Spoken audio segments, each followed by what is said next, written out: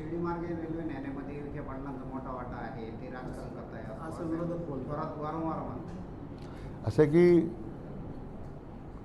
साईबाबांची सेवा करताना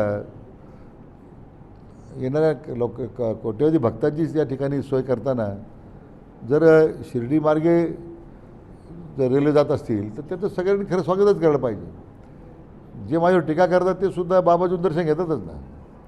असं काही नाही की ते बाबाचं दर्शन घेत नाही. मला वाटतं त्यांनी शिर्डीच्या रेल्वेला विरोध करू नये चौकन करत असेल तर मग बाबाचं कोप झाल्याशिवाय राहणार नाही. म्हणून माझी अपेक्षा आहे की ते शिर्डीच्या येणाऱ्या देशातल्या सगळ्या बाजूने येणाऱ्या भाविकांची सोय आपण त्यात करतो आहे. पण पुणा नाशिक रेल्वेलासुद्धा आम्ही हे जे शिर्डीहून थेट दोडी आहे तिथे स्टेशन करून त्याला जोडावं, म्हणजे मग थेट मुंबईला जाता येईल आणि डावीकडे वळल्यानंतर पुण्याला जाता येईल असं आपण त्यामध्ये पहिल्या प्रस्तावात म्हटलं होतं.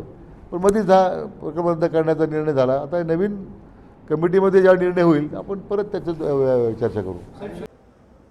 पुणा नाशिक जे रेल्वेचा मार्ग आहे तो अत्यंत महत्त्वाचा आहे आपल्या गोल्डन ट्रँगलच्या दृष्टीनं. पुणा नाशिक मुंबई हा गोल्डन ट्रँगल आहे.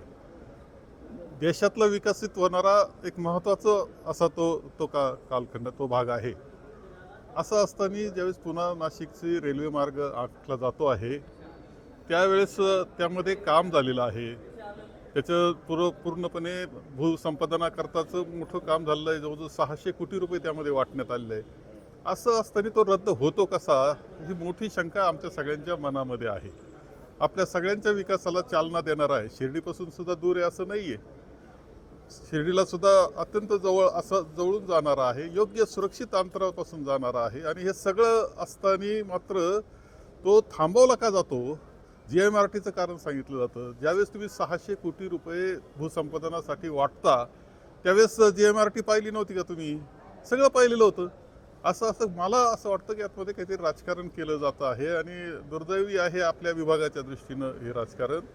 आपल्या सगळ्यांकरता मदतीचं, या विभागाला मदतीचं असं आहे ते थांबवलं गेलं. आणि म्हणूनच 9 तारखेला आंदोलन केलं जात आहे. सत्यजित तांबे आमदार आहेत ते पुढाकार त्यामध्ये घेत आहेत.